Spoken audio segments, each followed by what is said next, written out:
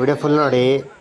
ನಿನ್ನೆ ನಂಜುಗೂಡು ಹತ್ರ ಹೆಜ್ಗೆಯಲ್ಲಿ 44 ಮರ ಇಲ್ಲಿಗಲಾಗಿ ತಡೆದು ಸಾಗಾಟನೆ ಮಾಡ್ತಿದ್ರು.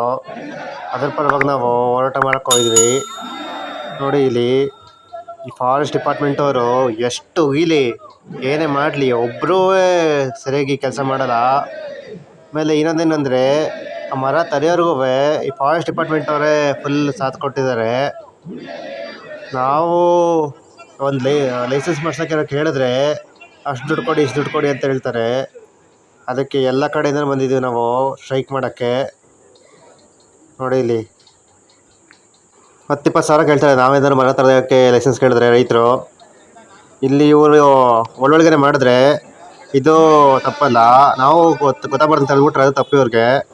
ಇದಕ್ಕೆ ಸಂಬಂಧಪಟ್ಟಂತೆ ಯಾರು ಇದ್ದಾರೆ ಅವ್ರು ಬೇಗ ಇದು ಮಾಡಬೇಕು, ಕ್ರಮ ತಗೋಬೇಕು. ಇಲ್ಲಾಂದರೆ ಇದೇ ಥರ ಹೋರಾಟ ನಮ್ಮದು ಮುಂದುವರಿತಿರುತ್ತೆ. ಯಾವ ಬೆಂಗಳೂರು ಸರಿ ನಾವು ಬರೋಕ್ಕೆ ಸಿದ್ಧ ಇರ್ತೀವಿ. ಆಲ್ರೆಡಿ ಮೈಸೂರಲ್ಲಿ ಬಂದಿದ್ದೀವಿ ನಾವು. ಸೊ ಇದು ನಮ್ಮದು ಕೊನೆ ಎಚ್ಚರಿಕೆ.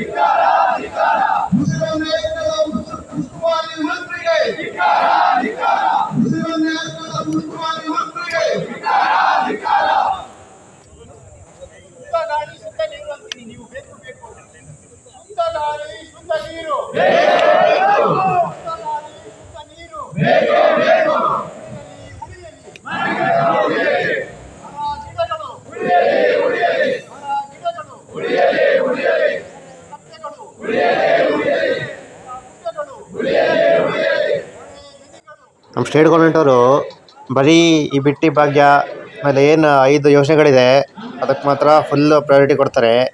ಹೆಂಗೆ ನಮ್ಮ ಇದನ್ನು ಅಭಿವೃದ್ಧಿ ಮಾಡೋದಂತ ಒಂಚೂರು ನೋಡಲ್ಲ. ಬಾಯಿ ಮಾತು ಮಾತ್ರ ಮರ ಗಿಡ ನೆಡಬೇಕು ಅಂತಾರೆ. ಅದು ಹೆಂಗೆ ಉಳಿಸ್ಕೊಂಡು ಹೋಗ್ಬೇಕು ಅಂತಲೂ ಒಂಚೂರು ಇದಿಲ್ಲ, ನಾಲೆಡ್ಜ್ ಇಲ್ಲ.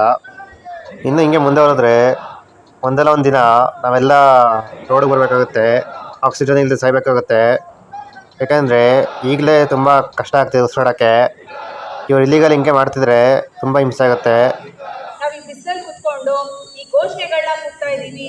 ನಾವು ಇವತ್ತು ಇಲ್ಲಿ ಬಂದು ಇಷ್ಟು ಜನ ಸೇರಿದ್ದೀವಿ ಅಂತಂದ್ರೆ ನಮಗೆ ಮಾತ್ರ ಗಾಳಿ ಬೇಕು ಅಂತಲ್ಲ ಸರ್. ಪ್ರತಿ ಒಬ್ಬ ಮನುಷ್ಯನಿಗೂ ಗಾಳಿ ಇವತ್ತು ಅತ್ಯವಶ್ಯಕ. ನಿಮ್ಗೆ ಅಷ್ಟೊಂದು ಆಸೆ ಇದ್ರೆ ಹೇಳಿ ಸರ್, ಇಡೀ ಪೂರ್ತಿ ಮೈಸೂರಲ್ಲಿರೋ ಮರ ಗಿಡಗಳನ್ನೆಲ್ಲ ಕಡ್ದು ಹಾಕ್ಬಿಡಿ. ಒಂದೊಂದು ಆಕ್ಸಿಜನ್ ಪ್ರತಿ ಮನೆಗೆ ಇಷ್ಟಿಷ್ಟು ಅಂತ ಕೊಟ್ಬಿಡಿ. ಅದನ್ನ ಹಾಕೊಂಡು ನಾವು ಮನೆಯಲ್ಲಿ ಆಕ್ಸಿಜನ್ ಇಟ್ಕೊಂಡು ಉಸಿರಾಡ್ತೀವಿ. ನಿಮ್ಗೆ ಅಷ್ಟೊಂದು ಯಾಕೆ ಸರ್ ಮರಗಳ ಮೇಲೆ ಕೋಪ? ಮರಗಳು ಏನ್ ಮಾಡ್ತಾ ಇದೆ ನಿಮ್ಗೆ?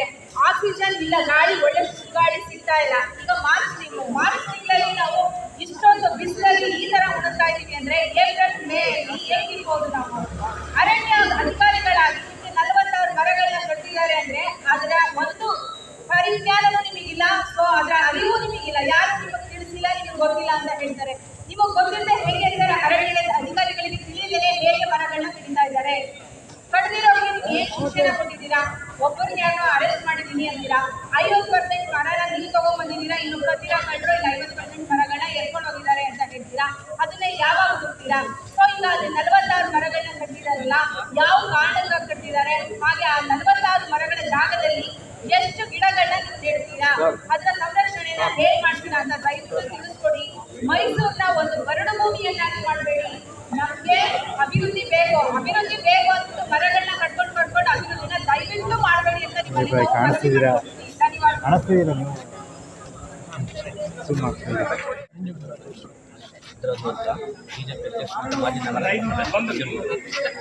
ಏನಾಗಿದೆ ಸದ್ಯ ಆಡಳಿತ ಅವ್ರ ಕೈಲಿರೋದ್ರಿಂದ ಏನು ಮಾಡ್ತಾರೆ, ಏನೇ ಹೋರಾಟಗಳು ಮಾಡ್ತಾರೆ ಅರ್ಥ ಆಗ್ತಾ ಇದೆ. ನಾವು ಮರ ಕಡಿದ ತಕ್ಷಣ ನಾವು DVSP ಅವ್ರಿಗೆ ಹೇಳಿದ್ವಿ, ಕ್ರಮ ಜರುಗಿಸ್ರಿ ಅಂತ ಹೇಳಿದ್ದಾರೆ. ಆದರೆ ಏನು ಜರುಗಿಸಿಲ್ಲ. ಯಾಕಂದರೆ ಅಲ್ಲಿ ಆಡಳಿತ ಇರೋದು ಕಾಂಗ್ರೆಸ್ ಶಾಸಕರು ಇದೆ. ಅದು ಮುಖ್ಯವಾಗಿ ಕಡಿದಿರೋಂಥ ಜಾಗ ಹೆಜ್ಗೆ ಅಂತ ಊರು ನದಿ ತಡ್ಡ. ಅದೇನಾಗಿದೆ ಅಂದರೆ ಅದು ಉರುಣ ಕ್ಷೇತ್ರಕ್ಕೆ ಬರುತ್ತೆ, CM ಕ್ಷೇತ್ರ. ಅವ್ರ ಕ್ಷೇತ್ರದಲ್ಲಿ ಇಂಥ ಮಾಡಿದ್ರು ಸಿದ್ದರಾಮಯ್ಯ ಕಣ್ಮುಚ್ಚಿ ಕೊಡ್ತಿದ್ದಾರೆ. ನಮ್ಮ ವ್ಯವಸ್ಥೆ ಆಡಳಿತ ಎಲ್ಲಿಗೆ ಬಂದಿದೆ ಅನ್ನೋದು ಕಣ್ಣು ಅಂದರೆ ಕಾಣ್ತಾ ಇದೆ. ಅದೇ ರೀತಿ ಅಲ್ಲಿಯ ಶಾಸಕರು ಅಂದರೆ ನಂಜನಗೂಡು ಶಾಸಕರು ಅವರು ಕಾಂಗ್ರೆಸ್ ಶಾಸಕರು ಅವರ ಇಡ್ತಲೇ ಇರೋದು. ಆಮೇಲೆ ಅಧಿಕಾರಿಗಳು ಯಾರು ಕೂಡ ಅವರ ಹೇಳ್ದಂಗೆ ಕೇಳ್ತಾ ಇರ್ತಾರೆ. ಸಂಪೂರ್ಣ ತಾಲೂಕು ಇಡ್ತಾ ಇಲ್ಲ. ಮೊದಲನೇ ಬಾರಿ ಶಾಸಕರಾಗಿದ್ದಾರೆ ಅವರು. ಈಗ ಅವರು ಕರಾಳ ಪರಿ ಉತ್ಸವ ಅಂತ ಮಾಡ್ತಾ ಇದ್ದಾರೆ. ನಾವು ಏನೇ ಹೋರಾಟಗಳು ಮಾಡೋದು ಸರಿಯಾದ ರೆಸ್ಪಾನ್ಸ್ ಅಲ್ಲ, ಅದನ್ನ ಕಾರ್ಯರೂಪ ಬಿಡಲ್ಲ. ಇಲ್ಲ, ಖಂಡಿತ ಆಗ್ತದೆ. ಈಗ ಅವರು ಅದು ಕ್ಷೇತ್ರ ಸಿದ್ದರಾಮಯ್ಯ ಅವ್ರ ಕ್ಷೇತ್ರ ಆಗಿರ್ಬೋದು. ಅದು ಎಷ್ಟು ಅಂದರೆ ನದಿ ಪಕ್ಕಕ್ಕೆ ನಂಜನಗೂಡು ಕ್ಷೇತ್ರ, ಅದರ ಪಕ್ಕಕ್ಕೆ ಇದು ಹೊರಡ ಬರುತ್ತೆ. ಆದ್ದರಿಂದ ಅವರು ಅನ್ವಯಿಸುತ್ತೆ. ಅವರು ಅದಕ್ಕೆ ಸೂಕ್ತವಾಗಿ ಕ್ರಮ ಕೈಗೊಳ್ಳಬೇಕು. ಅವರು ಕೈಗೊಳ್ತಾ ಇಲ್ಲ. ಯಾಕಂದ್ರೆ ಸ್ಥಳೀಯ ಆಡಳಿತ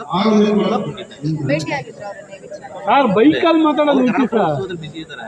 ಅವರು ಈ ವಿಚಾರದಲ್ಲಿ ನಾವು ಗಣಪತಿ ಉತ್ಸವ ಅಂತ ಮಾಡ್ತಿದ್ದಾರೆ. ಅದನ್ನು ಅಲ್ಲಿಗೆ ಸಾಮಾಜಿಕ ಜಾಲತಾಣದಲ್ಲಿ ಮಾಧ್ಯಮಗಳು ಎಲ್ಲ ಕಡೆ ಹೇಳ್ತಾ ಇದ್ದಾರೆ. ಯಾರು ಬಡ್ಡಿರೋದು ಯಾರು, ಪೂರಕ ಯಾರಿದ್ದಾರೆ, ಸಚಿವರು ಎಲ್ಲ ಹೇಳ್ತಾ ಇದ್ದಾರೆ. ಎಲ್ಲ ಗೊತ್ತಿದ್ರು ಕೂಡ ಅವರು ಕ್ರಮ ಕೈಗೊಂಡಿದ್ದಾರೆ. ಮಾಧ್ಯಮಗಳೆಲ್ಲ ನಮ್ಮ ನಂದಿನ ಮಾಧ್ಯಮಗಳೆಲ್ಲ ಹೇಳ್ತಾ ಇದ್ದಾರೆ. ಅವ್ರ ರಿಲೇಟಿವ್ ಅವರ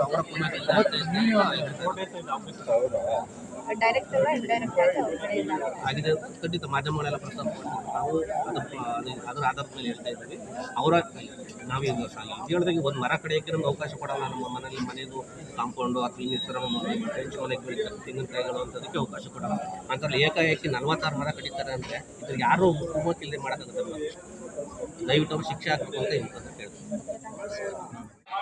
ನಮ್ಮ ನಂಜನಗೂಡಲ್ಲಿ HK ಗ್ರಾಮದಲ್ಲಿ 45 ಮರಗಳನ್ನ ಕಡಿದು ಹಾಕಿದ್ದಾರೆ. 46 ಮರಗಳನ್ನ ಯಾರೇ ಸತ್ರುವೆ ನಮ್ಮ ಶಾಸಕರಾದಂಥ ದರ್ಶನ್ ಇರ್ಬೋದು, ಪಕ್ಕ ಶಾಸಕರಾದಂಥ ಸಿದ್ದರಾಮಯ್ಯ ಇರ್ಬೋದು, ಮಗ ಪ್ರತಿ ಜಾಗಕ್ಕೂ ಹೋಗಿ ಭೇಟಿ ಕೊಡ್ತಾರೆ. ಆದರೆ ಇವತ್ತು ನಮ್ಮ ಮರ ತರದಿದೆ, ಆ ಜಾಗಕ್ಕೆ ಹೋಗಿ ಯಾರು ಮರ ತರದವ್ರೆ, ಯಾಕೆ ತರದಿದ್ದಾರೆ ಅಂತ ಕಾರಣ ಕೊಟ್ಟಿಲ್ಲ. ಯಾಕೆ ಅಂದರೆ ನಮಗೆ ಬಂದಿರೋ ಮಾಹಿತಿ ಪ್ರಕಾರ ನಾವು ಸಿಕ್ಕರೆ ಈ ಮರಗಳನ್ನ ತರದಿದ್ದಾರೆ ಅಂತ ಹೇಳ್ತಾ ಇದ್ದಾರೆ. HK ಗ್ರಾಮದಲ್ಲಿ ಸಚಿವರು ತುಂಬಾ ಅವಿನಾಭಾವ ನಾವು ನಂಟಿದೆ. ಅದರಿಂದ ಇವರು ಅಲ್ಲಿಗೆ ಹೋಗಿಲ್ಲ ಅಂತ ಕಾಣ್ತಿದೆ. ನಮ್ಮ ಶಾಸಕರು ಪಾಪ ಅವ್ರಿಗೆ ಅಭಿವೃದ್ಧಿ ಕಾರ್ಯ ಏನ್ ಮಾಡೋರು ಅಂತ ಹೇಳಕ್ ಆಗ್ತಾ ಇಲ್ಲ ಜನಗಳಿಗೆ. ಅದರಿಂದ ಅವರು ಗಣಪತಿ ಉತ್ಸವ ಅಂತ ಮಾಡ್ಕೊಂಡು ಅವರು ಜನಗಳನ್ನ ಇದು ನಡೆಯ ಅಂತ ಕಾಣ್ತಲ್ಲ ಬೇರೆ ಕಡೆಗೆ ಡೈವರ್ಟ್ ಮಾಡ್ತಾ ಕೂತಿದ್ದಾರೆ. ನಾವು ಇವತ್ತು ಹೇಳೋದೇನಪ್ಪಾ ಅಂತಂದ್ರೆ ಆ ಸ್ಪಾಟ್ಗೆ ಹೋಗಿ ಅಧಿಕಾರಿಗಳನ್ನ ಕರೆದಿ ಆ ಮರ ಯಾರು ತರಿದ್ದು, ಯಾಕೆ ಅಂದ್ರೆ ರಾತ್ರಿ ಮಾಡಿರೋ ಕೆಲಸ ಅಂತ ಅಲ್ಲ ಇದು.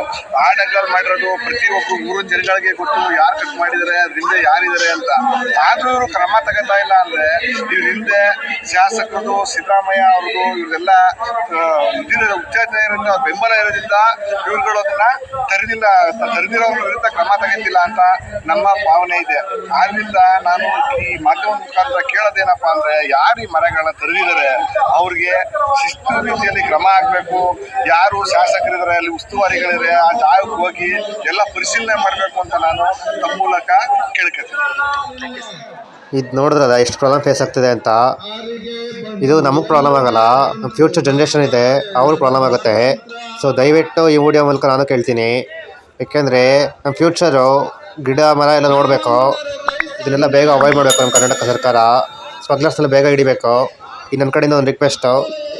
ಈ ವಿಡಿಯೋ ನಿಮ್ಗೆ ಇಷ್ಟ ಆಗಿದ್ರೆ ಲೈಕ್, ಶೇರ್, ಸಬ್ಸ್ಕ್ರೈಬ್ ಮಾಡ್ಕೊಳ್ಳಿ. Thank you for watching. Bye.